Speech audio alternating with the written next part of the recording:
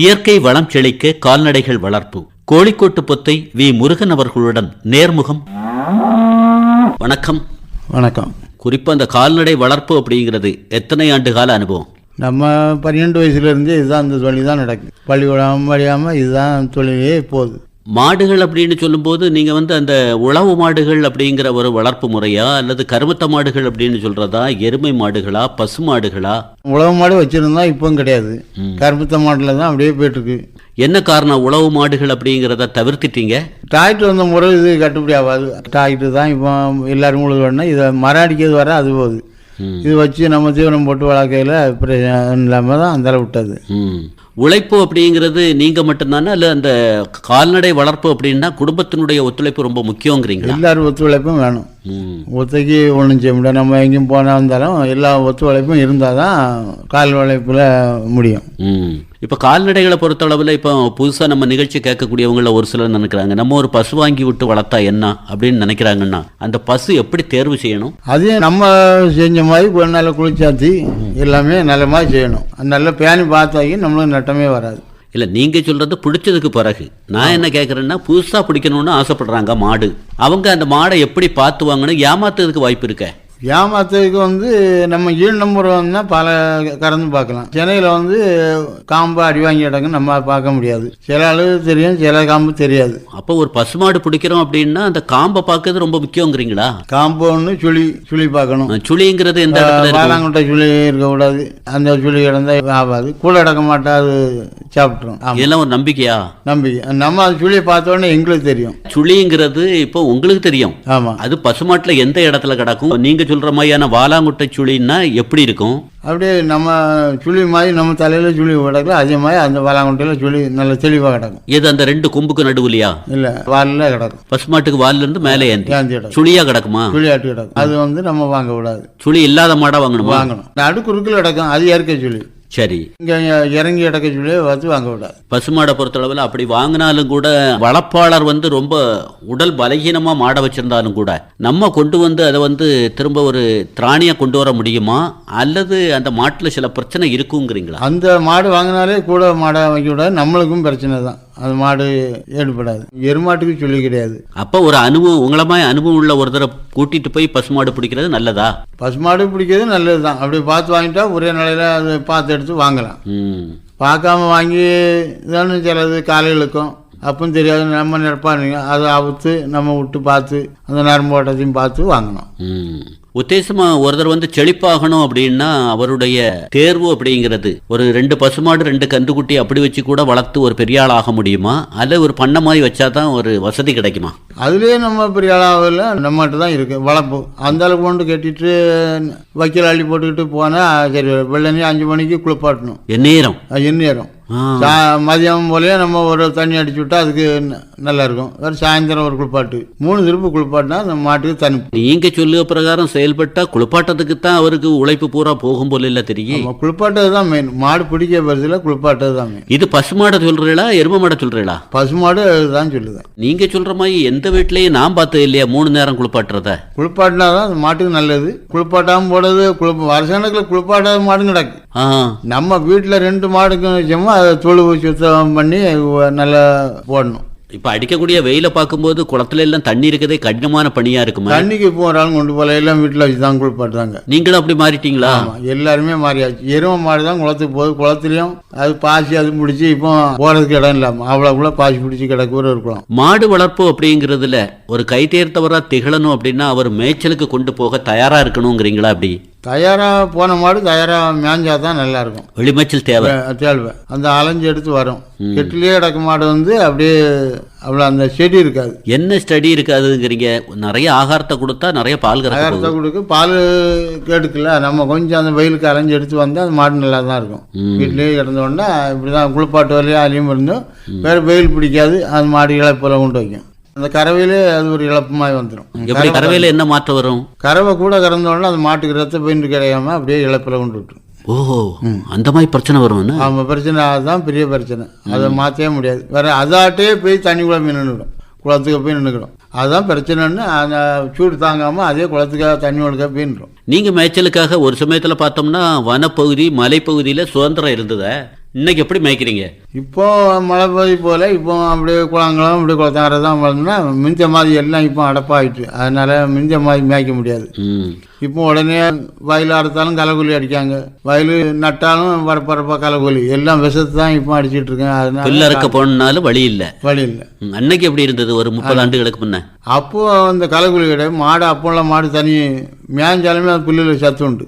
இப்போ அப்படி இல்லை, காலைல பார்த்து போனால் மதியம் போல் வந்து களைக்கொல்லி அடிக்கிறது நமக்கு தெரியாது. அந்த மாடு போய் அதில் 2 வாக்கு அடிக்கும், அது மாடு அதுலேருந்து உருவியே போயிட்டு இருக்கும், நம்மளுக்கு தெரியாது, உடலை உருக்கிட்டே இருக்கும். அப்போ அந்த களைக்கொல்லி அடித்தா அது புறம் பார்ப்போம், களைக்கொல்லி அடிச்சிருக்கா நம்ம மாட்டை விட்டுட்டோம்னா அது எப்படி அந்த களைக்கொல்லி புல்லு நல்லா திங்கும். இந்த மாதிரி நிலையில வந்து வீட்டிலேயே ஆகாரத்தை போட்டு வளர்க்குறது தான் நல்லது போல இல்லை தெரியும். வீட்டில் போட்டு வளர்க்கறது தான் நல்லது. ஆனால் குளிப்பாட்டத்தில் முக்கியங்கிறீங்க? குளிப்பாட்டு தான் முக்கியம், வளர்க்க பெருசில் குளிப்பாட்டு தண்ணியில் போடுறது தான்.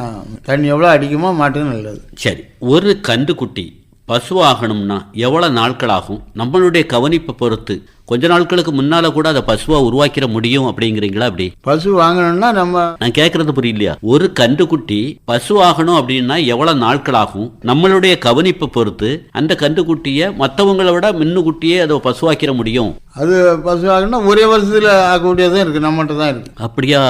அது 2 வருஷம் கழிச்சு பெரிய மாடாகணும் நம்மகிட்ட தான் இருக்கு. நம்ம எவ்வளவு தீர்த்தி வச்சு வளர்க்கமோ, கொஞ்சம் பால் விட்டு வளர்த்து இந்த பால் மாட்டுக்குள்ள தீனி அது கொஞ்சம் கொஞ்சம் போட்டா தாய் மாட்டு கூட பருவாயிடும். ஒரே வருஷம் 1.25 வயசுல மாடிச்சாக்கூடிய அளவுலயும் இருக்கு. அந்த நுட்பத்தை சொல்லுங்க. 1.25 வருடத்துக்குள்ள அந்த கன்றுக்குட்டியை வளர்த்து பசுவாக்கி நம்ம பால் எடுக்க ஆரம்பிச்சிடலாம், அது வருவாய் தர ஆரம்பிச்சிடும் அப்படின்னு சொல்றீங்க இல்லையா? அதுல என்ன கவனிப்பு வேணுங்கிறீங்க? குட்டியில இருந்தே முறையான அளவுல பசுட்ட கூட பால் குடிக்க விடணுமா? எவ்வளவு நாட்களுக்கு விடணும்? அது நம்ம இழுத்து திறப்பா இருந்தா ஒரு 4 மாசத்துல இழுத்து கட்ட முடியாது. திறப்பு இல்லைன்னா அது கடைசி வரை பால் குடிக்க தான் செய்யும். ஓஹோ. நம்ம அந்த பசுக்குள்ள ஆகாரம் அது கொஞ்சம் கொஞ்சம் வச்சாங்கன்னா கண்ணுட்டும் திறப்பா வந்துடும். எவ்வளவு நாள்ல வைக்க ஆரம்பிக்கணும் கன்றுக்குட்டிக்கு ஆகாரம்? 40 மாட்டு தண்ணியா 30 அந்த தண்ணியால பக்கத்தில் கழிச்சு நக்கி நக்கி அப்படியே குடிச்சிடும். கொஞ்சம் புண்ணாக்கு போட்டு தண்ணி குடிச்சாச்சுன்னா மாட்டே மாதிரி அதுவும் குடிக்க ஆரம்பிச்சிடும். நம்ம தான் வைக்கிறதுல தான் இருக்கு. ஒரு காம்பை விட்டுறணும் அப்படிங்கிறாங்களே பசுவை பொறுத்த அளவுல கன்றுக்குட்டிக்குன்னு, அது எவ்வளவு நாட்களுக்கு விடணுங்கிறீங்க? ஒரு காம்போட 30 நாள் தான். அது ஒரு நல்ல பால் ஆகுனாலுமே ஒரு காம்பலம் விட்டா, நல்ல பால் கூடுதல் இருந்தா ஒரு காம்பலம் விடாண்டாம், மாத்தி மாத்தி விடணுமா காம்பை? சாயந்தரம் முன் காம்பல விட்டா நாளைக்கு பின் காம்பல, அப்படி ஒரே காம்பல குடிச்சிட்டே இருந்தோன்னா அந்த மாடு தாங்கி மேலே மாறி போயிடும். அந்த காம்பல பாலும் குறையும், அந்த மாடு வந்து ஏந்திக்கிட்டு கிடக்கும், ஒரு சைடு ஏந்தும். இன்னைக்கு சாயந்தரம் ஒரு கம்பு விட்டா அப்படி மாற்றி மாற்றி விடணும். பால் குடிக்கிறத பசுட்டிருந்து பிரிச்சதுக்கு பிறகு அந்த கன்றுக்குட்டியை எவ்வளவு நாட்கள்ல நீங்க வெளிமேய்ச்சலுக்கு கூட கொண்டு போயிருவீங்க? அது 3ஆம் மாதத்துல மேய்ச்சலுக்கு ஆரம்பிக்கும். நம்ம வெளியில விட மாட்டோம்ல, இங்கே பால் எடுக்க வச்சோமோ உள்ளதான். அப்போ மாட்டு கூட கொண்டு போக முடியாது, மாட்டுல குடி மாறினா தான் நிற்கும். சில மாடு அப்படியே மாத்திரும். வேற கண்டே நம்ம கட்டிக்கிட்டு கை கறவிலேயே கறந்துடலாம், கண்டு விடாது. 2-3 மாதத்துலேயே கண்டு விடாம கறக்க முடியாது, நாங்களாம் அப்படி கறப்போம். ஆகார நடைமுறையை சொல்லுங்க. அந்த கன்றுக்குட்டியை பசுவாக்குறதுக்காக நான் ஒரு வருஷத்துல அன்றாட கவனிப்புல என்னென்ன மாதிரியான ஒரு கவனிப்பு முறையை கையாளுவேன், அதனாலதான் அதை ஒரு பெரிய பசுவாக்கி சீக்கிரமா வருவாய் பார்க்க முடியுது அப்படின்னு என்ன? பால் மாட்டு உள்ள தீனி 1/3 பங்கு அதுக்கு கொடுக்கணும். சின்ன கண்ணுட்டி தானேன்னு பார்க்கக்கூடாது. அது எவ்வளவு தீனி ஆத்த அந்த மாடை டப்புன்னு மாடாட்டாயிரும். தாமாட்டுக்கு மிஞ்சி வரும். தீனியை குறைச்சி 2 வைக்கலையும் பிள்ளையும் வச்ச தண்ணியை வச்சா அது 3 வருஷம் ஆனாலும் அது ஈத்துக்கு வராது, அப்படியே தான் கிடக்கும். கரண்ட் கிருமி பிடிச்சி கிடக்கும். அப்போ கை செலவு அப்படிங்கிறது கொஞ்சம் ஆகத்தான் செய்யும். ஆகத்தான் செய்யும். என்னெல்லாம் கொடுப்பீங்க? இப்போ மாட்டு தீனி எல்லா பல தீனும் வருதுல்ல, மாட்டு தீனி எல்லா தீவனத்துலையும் கொஞ்சம் கொஞ்சம். அதுக்கு அந்த பால் மாட்டுக்கு எதெல்லாம் எல்லா புண்ணாக்கும் போட முடியல, அதே மாதிரி 5-6 போட்டு அது தண்ணியை கலக்கிட்டா ஒரு அதே மாதிரி குடிச்சிடும். அந்த தாமாட்ட மாதிரி குடிக்க ஆரம்பிச்சிடும். சரி, அப்புறம் நோய்கள் அப்படிங்கிறது கூட நான் சில வேளைகளில் என்னால் சீர்படுத்த முடியாமல் கூட ஆயிருக்கு, அல்லது சில நோய்களுக்கு கை மருந்து கொடுத்து கூட நாங்கள் இப்பவும் சரி பண்ணுறோம் அப்படின்னு ஏதாவது சொல்ல முடியுமா? கை மருந்து இப்போ ஒன்றும் ஒரு அளவும் கொடுக்கமா இல்லை, கொடுத்தாலும் அந்த காய்ச்சல் குறைய மாட்டாங்க. காய்ச்சல் எப்படி கண்டுபிடிப்பீங்க மாட்டுக்கு? காய்ச்சல் வந்த உடனே தீவனத்தை திங்காது, அப்படியே பிறையெல்லாம் எருமையில தெரியாது. பசுமாடை வந்து அப்படியே கிடுக்கிட்டுன்னு ஆட ஆரம்பிச்சிடும். ஓஹோ. ஆமாம், பசுமாடு வந்தாலே தீவனத்தை குறைச்சிடும் காய்ச்சல் வந்தாலே. அப்போ நம்ம நினச்சோன்னா நம்ம கை வச்சாலே தெரியும், மேலே கை போட்டோடனே இவ்வளோ காய்ச்சல் இருக்குன்னு தெரியும். இப்போ மனிதர்களுக்கு காய்ச்சல் வந்துட்டு அப்படின்னா அந்த தும்மலோ இருமலோ அந்த மாதிரி இருந்ததுன்னா பிறருக்கு அதுக்கும் இந்த மூக்கில் சளி ஆரம்பிச்சிடும். அது பிற பசுக்களை பாதிக்குமா? பாதிக்காது, நம்ம அந்த கூட விடாமல் ஊசியை போட்டணும். கூட்டினாங்கன்னா வேற பாதிக்கதாங்க. அப்போ நீங்க அந்த கை மருந்துங்கிறத மறந்து இன்னைக்கு கால்நடை மருந்தகத்துக்கு தான் போறீங்க. முன்னால என்ன கொடுப்பீங்க அதை சொல்லுங்க. எது? அந்த காய்ச்சலோ ஏதோ வந்துட்டு அப்படின்னா கை மருந்தாட்டி என்ன கொடுப்பீங்க? மிந்தி கை மருந்தாட்ட நம்ம நல்ல மிளகு வெத்தில தான் மிந்தி கொடுக்குது. இப்போ யாரும் கொடுக்க, இப்போ அதெல்லாம் நிப்பாட்டியாச்சு. இல்லை அதை தான் கேட்குறேன், என்ன அதை எப்படி கொடுப்பீங்க முன்னாடி? அது நாங்கள் இந்த சரடு இருக்கும், சரட்டை பிடிச்சிக்கிட்டு வாங்கி இந்த பல்லு இருக்கும், மருந்தெல்லாம் கலக்குதா இருந்தால் கொட்டான். இப்பவும் கொட்டான் கிடையாது. கொட்டான்னா மூங்கில் கொட்டான், அந்த அதை அறுத்து அழகாக வச்சுருக்கோம், நடு தொண்டைக்கு கொண்டு ஊற்றிடலாம். இப்போ முந்தி வீட்டுக்கு வீடு தொழுவில் இருக்கும், இப்போ ஒன்றும் கிடையாது. இப்போ ஒரு பாட்டில் அறுத்துக்கிட்டு திரா கட்டது பாட்டில் அறுத்து அது தொண்டைக்கு வச்சு ஊற்றிடலாம். சினை நேர கவனிப்பு அப்படிங்கிறதுல பசுனாலும் சரி எருமனாலும் சரி ரொம்ப கவனமாக இருக்கணுங்கிறாங்களே, உங்கள் அனுபவத்தை சொல்லுங்கள். கவனமாக நம்ம இப்போ உள்ள பசுமாட்டுக்கு வந்து சுவைக்கேடு, மிந்தி பழைய நாட்டு மாட்டுக்கு இந்த சுவைக்கேடு கிடையாது. இப்போ நம்ம கறவை 10 லிட்டர் கறந்துக்கிட்டு இருக்குன்னா ஒரு நேரத்துக்கு 10 லிட்டர் கறக்கும். அந்த மாட்டுக்கு இழப்பை கொண்டாந்துருது. வேறு காலையிலே கறந்து வருமா ஒரு கம்பில் ரத்தமாக வரும். ரத்தமாக வர்றது என்னென்னு கண்ட்ரோல் நம்ம அது கறந்துக்கிட்டே இருக்கும். சில மாட்டில் திரியாக கட்டி கட்டியாக வரும், தயிர் மாதிரி வருது வரும். இந்த கம்பில் வந்து நின்று பூசியெல்லாம் போட்டு அந்த காம்பு அடி வாங்கிடும். சில மாட்டில் அடி வாங்க அந்த மாதிரி ஏமாத்த வருது. ஆமாம், அதுதான் நல்ல மாட்டில் வந்து அடி வாங்குது. அதுதான் ரத்தமாக கறந்தாச்சினாலே அந்த மாட்டுக்கு சுவைக்கேடு. நம்ம ஊசியை உண்டு இப்போ மருந்து ஏற்றினாலே அந்த காம்பு அடி வாங்கிடும். காம்பு கறந்து ஊற்றாமல் ஊசினாலே மடுவு தாங்கிடும். ஒரு பசுமாடு கன்று ஈன்று அது அதுக்கப்புறமா சினைப்படுத்தணும் அப்படின்னா அந்த பால் கறவையை வந்து எப்போ நிறுத்தணும், என்ன மாதிரி நிலையில் அது சினையாகுது அப்படிங்கிறத நம்ம தீர்மானத்துக்கு வர முடியும். பால் கறவை சில ஆள் வந்து இப்போ வந்து 9 மாதம் கறக்க இருக்கு, அது சினையானதுக்கு பிறகு வேற. அது சில ஆள் ஈனதுக்கு தெரியாமல் நம்ம காட்டில் மேய்த மாடலாம் கறந்துக்கிட்டே இருக்கும். 2 லிட்டர் 1 லிட்டர் கறந்துக்கிட்டே இருக்கும். வேறு ஒரு 10 நாள் 20 நாள் தான் நின்ன மாதிரி இருக்கும், பழையபடி குட்டி போட்டுரும். சரி, வேறு அந்த மாட்டில் பால் இல்லைன்னு இப்படி தான். அப்படி அது ஒரு 7 மாதத்துலையாவது விடணும். 3 மாதம். அது எப்படி அவங்க கண்டுபிடிக்க முடியும்? அது நம்ம சேர்ந்தது தெரியுமில்ல, அந்த தியேட்டர் இருக்கும்ல, இப்போ எல்லாம் ஊசிறது சக்கம் காலையிலும் சேருது. நம்ம அதை கணக்கு பண்ணி இந்த மாதம் சேர்ந்து அதை கணக்கு பண்ணி வச்சுக்கிட்டோம். நிறைய பசுமாடு வளர்ப்பாளர்கள் நான் எத்தனையோ தடவை செயற்கை முறை கருவூட்டலுக்கு கால்நடை மருந்தத்துக்கு கொண்டுட்டு போனேன், சேரல. அது என்ன காரணம்? அதுதான் அந்த வீலுக்கு வேலை தான், அது சேர மாட்டாங்க. 10 திருப்பி சேர்ந்தாலும் சேராது. அந்த சிந்து மாட்டில் வந்து அந்த ஒன்று தான் கோமிச்சிடும். உங்களுக்கு அந்த அனுபவம் இருக்கு? ஆமாம், அதை வந்து எப்படி சேர்த்தாலும் இல்லை. நேற்று வர ஒரு மாடை 7 திருப்பு சேர்த்து 7வது திருப்பு ஆஸ்பத்திரியில் கொண்டு சேர்த்து, அப்போ அங்கே டாக்டர்னு சொல்லுவாங்கன்னா அங்கே வச்சு ஒரு 10 பைட்டு தண்ணி ஊற்றி சூட்டுக்கு வேலைதான்னு சொல்லி தண்ணி ஊற்றி குளத்தில் கொண்டு குளிப்பாட்டி நேற்று மூலம் தண்ணி தான் ஊற்றிருக்கு. இந்த திருப்பு சேர்ந்துன்னு சொல்லியிருக்காங்க. அப்படி மாட்டோடு மாடு சேர்ற மாதிரி இப்போ ஏற்பாடு பண்ணுறது இல்லையா? எது காளை வச்சா? காளை வச்சு நம்ம இப்போ காளை வந்து காட்டு மாட்டில் கொண்டு போகணும். இது ஊசியில் இருந்தால் இனம் நல்ல இனமாக கிடைக்கணும்னு நம்மளுக்கு ஆசை. ஒரிஜினல் இனம் கிடைக்கும். நாட்டு பசுங்கிறது இப்போ கைவிட்டுட்டீங்க? ஆமாம், அதுவும் இருக்குது. வச்சிருக்காலும் வச்சிருக்கு. நம்ம ஆஸ்பத்திரியில் சேர்த்தாலும் ஆஸ்பத்திரியில் தான் சேர்க்கணும். மாடு ஒரு கண்டி போட்டாலும் நல்ல இனமாக இருக்கும். இந்த நீங்கள் சொன்ன மாதிரி அந்த கண்ணுட்டியும் அந்த தாமாட்டை போல் நல்ல பருமாடாக வரும். மாட்டில் சேர்த்தா அப்படி வராது. அதுலேயும் இனம் கிடந்தாலும் இந்த ஊசி மருந்தில் நல்ல இனம் கிடைக்கும். சரி, உணவை பற்றி சொல்லுங்கள். வைக்கோலை பொறுத்தளவில் அன்னைக்கு வந்து வைக்கோல் வந்து மாடுகளுக்கு ஒரு முக்கியமான உணவு அப்படின்னு இருந்தது. இன்னைக்கு நிறைய பேர் வைக்கோலையே மறந்துட்டாங்களே, உங்கள் அனுபவம் எப்படி? எல்லா உணவும் இருக்கத்தான் செய்யுது. ஆள் எல்லாம் வைக்க தான் இல்லை. எல்லா உணவும் இப்போ நார்வல் வாங்கினா எல்லா தானியமும் இருக்குது. நம்ம வாங்கி திரிச்சு அடித்து நெல்லிருந்து எடுக்கிறீங்களா அந்த வைக்கோல்? வைக்கல் இப்போ எல்லாம் கெட்டு கணக்கு மிஷின் வச்சு கெட்டுது. அது நல்லா இல்லைங்கிறாங்களா? நல்லா இருந்தால் அது வெந்து போகும். அதை சாரை அடித்து வெந்து அந்த பேசா ஈரம் இருந்ததுன்னா அந்த அளவு வெந்து பூசணம் ஊற்றிடும். அந்த வைக்கோல் மிஷின்ல கொடுக்கும்போது அந்த வைக்கோல்ல உள்ள அந்த ஈரத்தை சாரை எடுத்த மாதிரி ஆகிடுது. வைக்கோல் நல்லா காஞ்ச வைக்கணும்னா அந்த சாரை எடுக்காது. கொஞ்சம் ஈரத்தில் பிடிச்சா இருக்கிறது, பதத்தில் இருக்கிறது அந்த வைக்கோல் ஆகாது. அப்படியே உள்ளே இருந்து அவிஞ்சு போகும். எவ்வளோ நாட்களில் அது கெட்டு போகுதுங்கிறீங்க? இந்த ஈரம் வந்து 1 மாதத்துலேயே வேலை முடிஞ்சிடும், சாம்பல் ஆகிடும். ஓஹோ, அது மாடு தின்னு வேற, அது மாடு தின்னு தான் அதில் தண்ணி எடுக்குது. கறிக்கறியாக. அன்னைக்கு வைக்கோல் எப்படி இருக்குது?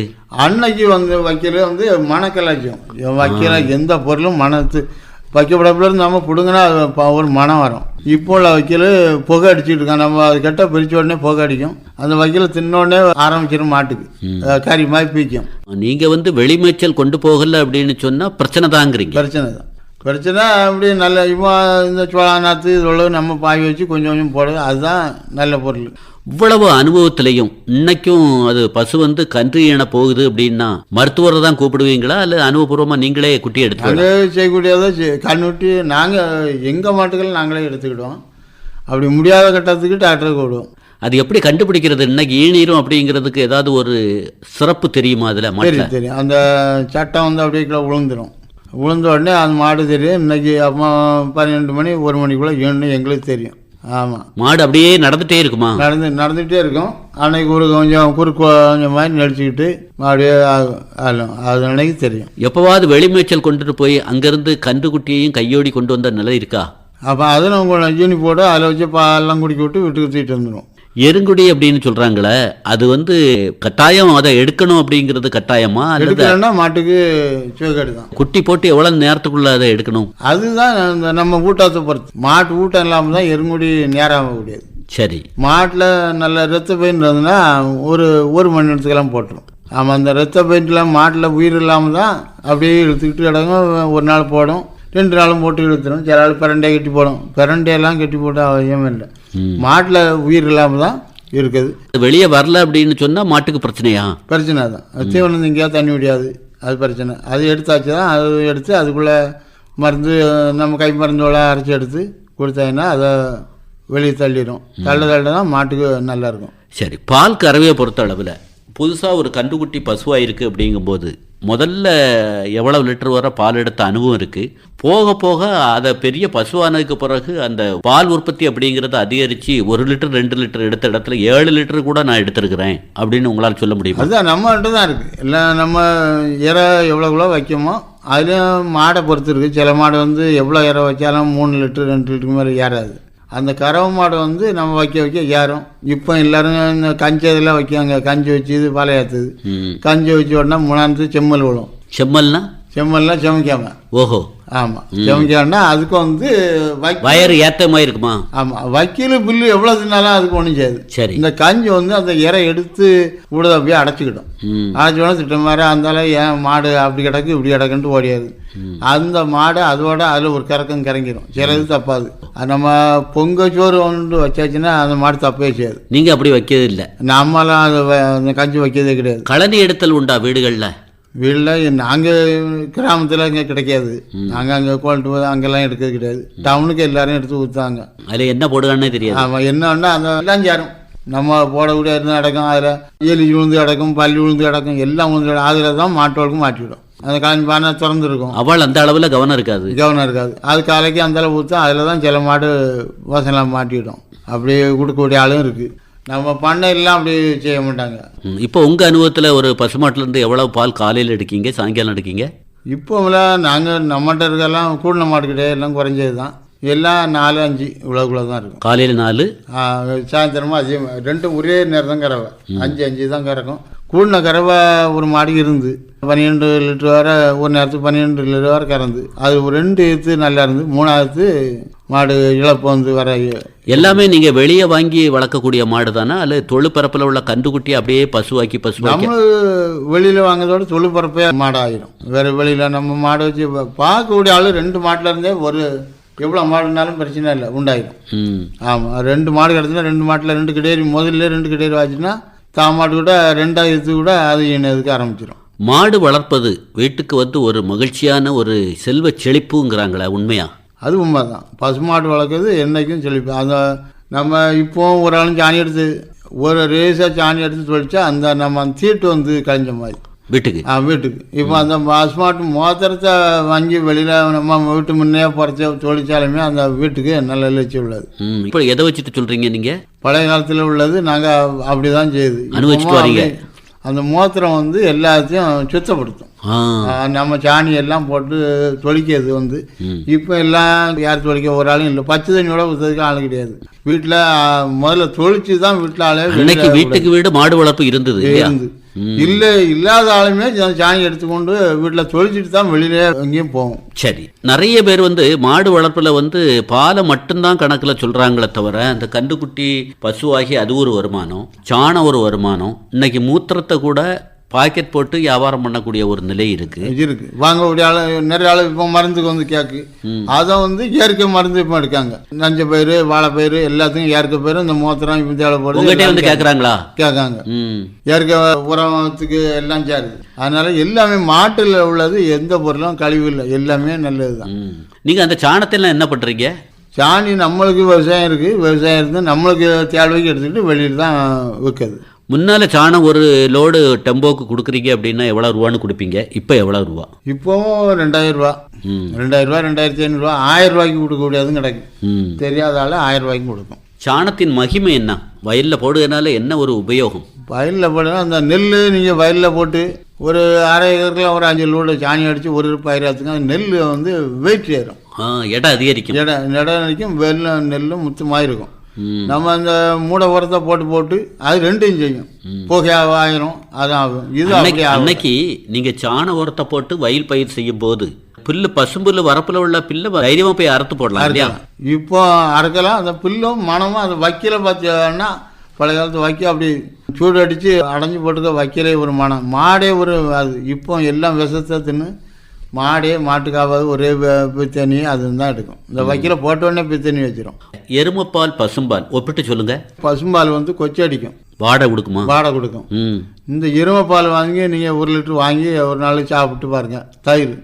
தயிரை மோரை போட்டு சாப்பிட்டா கையை கழுவுனா அந்த கையை கழுவ முடியாது, அவ்வளோ வெண்ணெய் சேர்த்து கையை பிடிக்கும். ஒரு கட்டித்தன்மை இருக்குமா? ஆமாம், அவ்வளோ வெண்ணெய் சேர்த்து கூடுதல் அந்த சாப்பிடாது. எல்லாரும் எருமை மோரதுன்னா மேல் வலிக்கு கால் வலிக்குங்க, அதெல்லாம் சும்மா.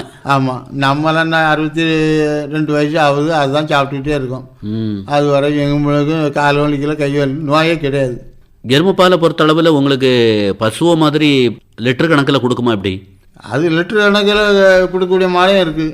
அது இப்போ அதில் வாங்கினா 1.5 லட்ச ரூபா ஆகும். ஓஹோ. ஆமாம், நம்ம இதிலுபடி நம்ம தீவனம் போடாமல் கொஞ்சம் தமிழக கடை போட்டு கறக்கக்கூடிய மாடு 3 லிட்ரு 2 லிட்ரு 2.5 அப்படியே கறக்கும். இது வந்து நம்மளுக்கு பிரச்சனை கிடையாது. அது பாட்டுக்கு காட்டுக்கு அலைஞ்சிட்டு அது தண்ணியை குடிச்சிட்டு வந்து கறந்தாலும் இந்த பால் வந்து கொச்சடியாது. நல்ல புல்லு காட்டில் புல்லு வந்து நல்ல பால் நல்லா இருக்கும். ஆனால் பால் கறக்கும் போது நமக்கு பிரச்சனையை ஏற்படுத்தாத பசுவை பொறுத்தளவில் எருமையை பொறுத்தளவில்?